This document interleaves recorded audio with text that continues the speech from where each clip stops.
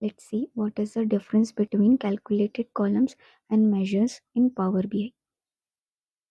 Calculated columns are used to calculate two columns to get a new column. For example, if index we want to get a new column full name with last name, so we need to concat first column name plus second column last name to get a new column full name. In measures, we use aggregate function. In measures, we don't get columns, we get a single value.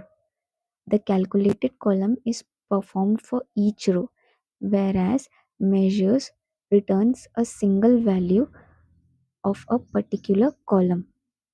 Row by row value is needed. These are used for single value, that is for aggregate functions. Let's see an example of calculated columns and measures. So as you can see, I have a customer data table and I hope you know how to get the data. You can click here or here in Excel workbook. First, we are going to see how to create calculated columns.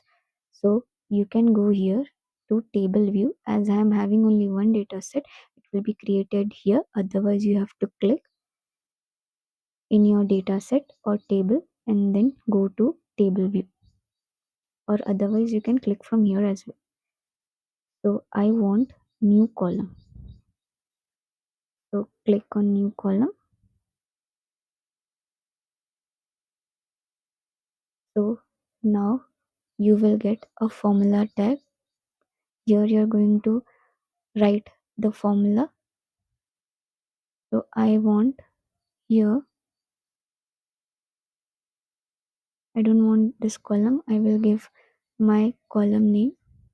My will be